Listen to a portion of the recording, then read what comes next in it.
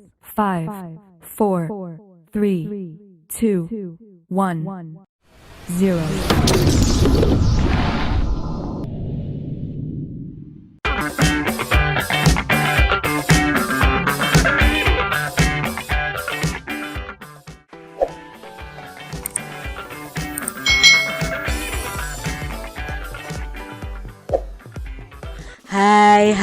Hai. Selamat datang di channel YouTube Kak Citra. Apa kabar adik-adik semuanya? Kak Citra berharap kalian dalam keadaan yang baik dan sehat ya. Hari ini kita akan belajar bersama-sama untuk mata pelajaran tematik di kelas 2. Kita belajar di tema 3, tugasku sehari-hari, subtema 4, tugasku dalam kehidupan sosial, pembelajaran yang pertama. Mari adik-adik kita belajar dengan penuh semangat ya.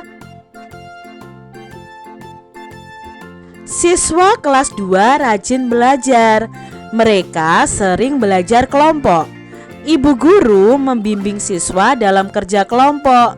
Semua siswa menghormati guru. Semua guru menyayangi siswa. Selama kerja kelompok, antar siswa ini saling bekerja sama. Menghormati guru dan menyayangi teman adalah tugas siswa. Adik-adik, apakah kalian pernah bekerja kelompok dengan teman-teman kalian? Kalau kalian sedang belajar dari rumah mungkin tidak bisa ada tugas kelompok ya adik-adik ya. Kalian harus kerjakan tugas kalian sendiri. Tapi mungkin kalian di sekolah pernah bekerja kelompok dengan teman-teman kalian. Nah, ketika bekerja kelompok kita harus saling menghormati. Apakah adik-adik menghormati guru dan menyayangi teman kalian? Bacalah teks drama berikut ini dengan seksama. Nah, di sini ada drama yang berjudul Si Ulat dan Si Semut yang dibuat oleh Kak Agung Hastomo. Suatu ketika, si ulat menemukan buah apel manis di ranting pohon yang tidak begitu tinggi. Wah, apel. Nyam, nyam. Pasti rasanya manis. Coba kata si ulat. Si ulat bersiap menyantap apel itu. Tapi tiba-tiba, "Hei ulat, apa kamu tidak melihat ada aku di sini? Apel ini milikku. Aku yang lebih dulu menemukannya. Jadi aku yang berhak memilikinya. Pergi kamu," kata si semut. "Pergi kamu dari sini sebelum kupanggilkan teman-temanku untuk mengusirmu." Lalu si ulat menjawab, "Hei semut, jangan begitu dong. Apel ini kan besar dan bulat, jadi cukup untuk kita makan berdua." Tapi si semut berkata, "Tidak bisa. Apel ini milikku. Aku yang pertama kali menemukannya. Jangan coba-coba kamu memakannya. Pergi sana, cari apel yang lain," kata si semut. "Apa kamu bilang? Sini kalau berani." Ini si ulat mulai menantang adik-adik. "Siapa takut?" jawab semut. "Rasakan gatalnya bulu-buluku nanti," kata si ulat. Si semut dan si ulat yang hendak berkelahi saling gigit. Tiba-tiba mereka kaget. "Wah, ada apel besar. Lumayan siang-siang begini," kata seorang anak adik-adik. Si semut dan si ulat berhenti berkelahi. Mereka saling memandang. Lalu si semut berkata, "Ada juga yang mau makan apel ini." Lalu ulat punya ide adik-adik. Bagaimana kalau dia yang makan? Kita tidak dapat apa-apa dong. Si semut dan si ulat berpikir. "Aku ada ide," kata si semut. "Kita takut-takuti saja bagaimana?" Lalu si ulat berkata, "Baiklah, aku setuju dengan ide itu." Begitu si anak itu hendak memakan apel itu, si semut dan si ulat segera beraksi. Semut berdiri di atas kepala si ulat. menjadi hewan baru yang mengerikan adik-adik. Lalu si anak berteriak, "Tolong, ada hewan aneh, tolong!" kata si anak sambil lari terbirit-birit. Si semut dan si ulat ini ketawa adik-adik. "Hahaha, ini gunanya berteman. Yuk kita makan apel ini bersama-sama." Nah, di sini akhirnya si semut dan si ulat ini saling berbagi apel. Sangat menarik ya ceritanya. Nah, adik-adik, mengapa si ulat dan si semut tadi bertengkar? Ya karena mereka saling berebut apel ya adik-adik ya. Lalu, mengapa akhirnya si ulat dan si semut bekerja sama? Karena apel yang mereka ingini akan diambil siapa? Akan diambil seorang anak ya. Akhirnya mereka bekerja sama supaya anak ini tidak jadi mengambil apelnya. Apakah akibat dari bersikap sombong kepada teman? Nah adik-adik, kalau kita bersikap sombong kepada teman, otomatis teman tidak akan suka dengan kita. Teman-teman akan menjauhi kita. Jadi kalian tidak boleh menjadi anak yang sombong ya. Apakah akibat sikap serakah kepada teman? Nah tadi si semut tadi serakah ya, padahal si ulat ingin berbagi sebenarnya. Tapi si semut berkata, tidak boleh, ini milik aku sendiri ya. Nah kalau kita serakah kepada teman ya teman-teman akan jauh kepada kita. Teman-teman tidak suka kepada kita. Teman-teman juga tidak akan mau berbagi dengan kita. Itu akibat jika kita serakah kepada teman. Dapatkah adik-adik hidup sendiri tanpa bantuan teman atau orang lain? Nah, kita adik-adik disebut makhluk sosial. Makhluk sosial itu makhluk yang tidak bisa hidup sendiri tanpa bantuan orang lain. Maka di sini bisa kita tarik kesimpulan bahwa kita tidak bisa hidup sendiri tanpa bantuan teman atau orang lain.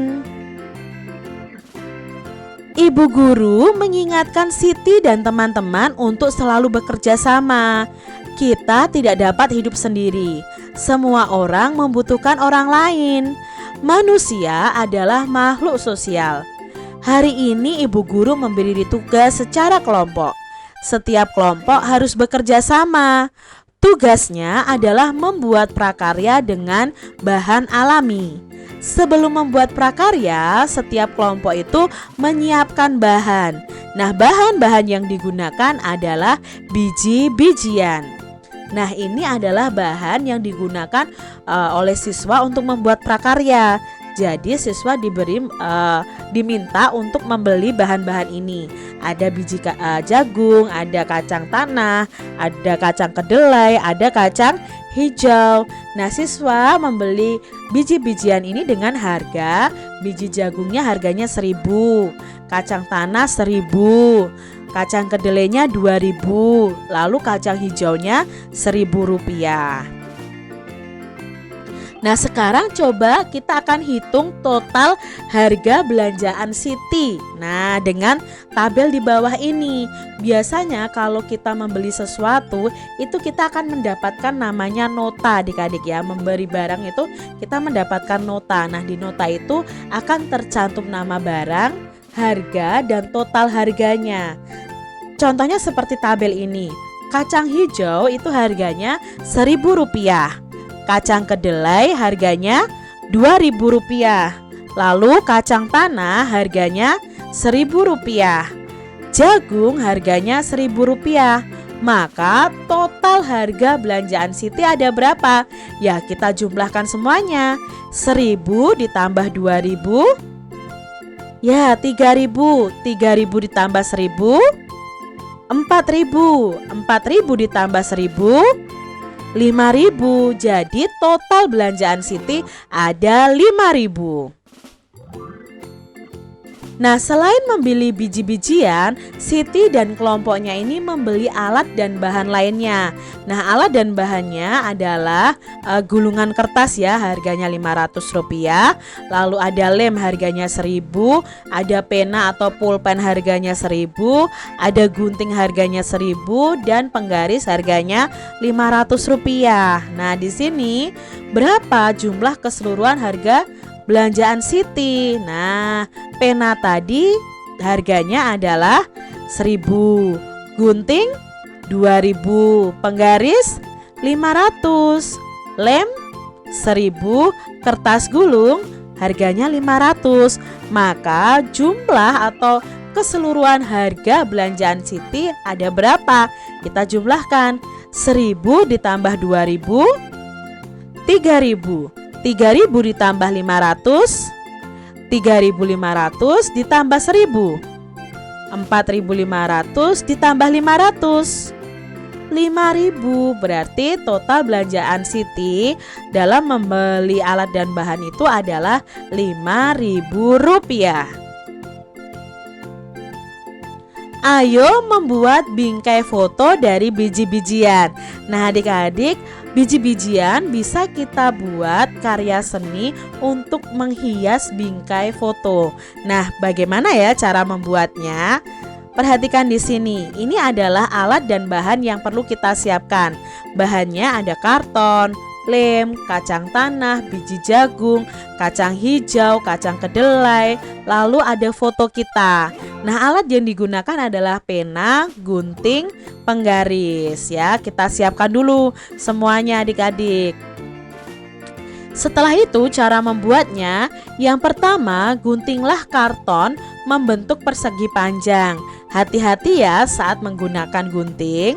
Lalu yang kedua, berilah garis di setiap pinggiran karton untuk membuat bingkai. Nah, setelah itu langkah selanjutnya adalah tempelkan biji yang kamu pilih di setiap sudut karton.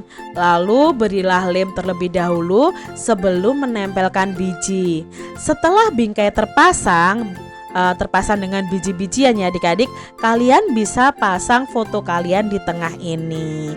Nah, jadilah bingkai foto kalian dari hiasan biji-bijian. Coba adik-adik praktekkan ya di rumah kalian masing-masing.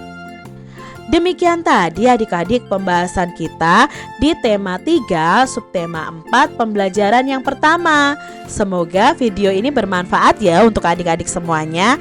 Dan sampai jumpa lagi di video pembelajaran Kak Citra selanjutnya. Tuhan memberkati. Jangan lupa tekan tombol subscribe, lalu tekan loncengnya, tekan juga tombol like, lalu share ke media sosial kalian. Jangan lupa untuk ikuti media sosial Kak Citra. Terima kasih.